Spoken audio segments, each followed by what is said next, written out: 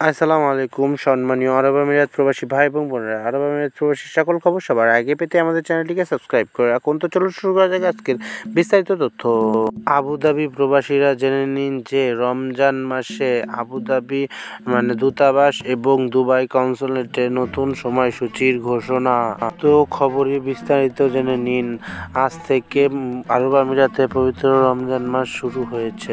এই রমজান মাসেই বাংলাদেশ দূতাবাস আবুধাবি এবং কনসুলেট দুবাইয়ে সরকারি কার্যক্রম এবং বেশ কিছু পরিবর্তন এসেছে সময়সূচির এই অনুযায়ী।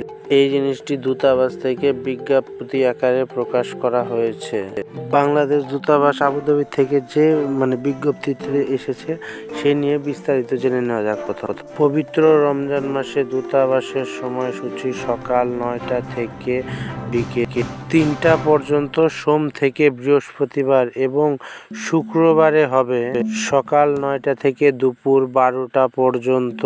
তবে এই সময় পাসপোর্ট সহ অন্যান্য কাউন্সিলর কল্যাণ সহ সোমবার থেকে বৃহস্পতিবার সকাল 9টা 30 থেকে বেলা 1টা 30 পর্যন্ত এবং শুক্রবার 11টা 30 থেকে 9টা 30 পর্যন্ত, দুপুরের আগে 9টা 30 থেকে সকাল 11টা 30 পর্যন্ত।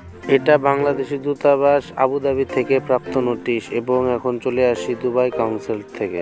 পবিত্র রমজান মাসে বাংলাদেশ কাউন্সিলের সময়সূচি হবে সকাল 9টা থেকে বিকেল 3টা পর্যন্ত। এটা হলো সোম থেকে বৃহস্পতি এবং শুক্রবার সকাল 9টা থেকে দুপুর 12টা পর্যন্ত।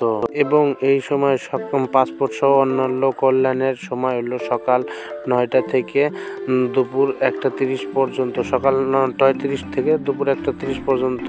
এটা সোম থেকে বৃহস্পতি এবং শুক্রবারে সকাল 9টা 30 থেকে 11টা 30 পর্যন্ত এবং উল্লেখিত শনি এবং রবি সাপ্তাহিক ছুটি।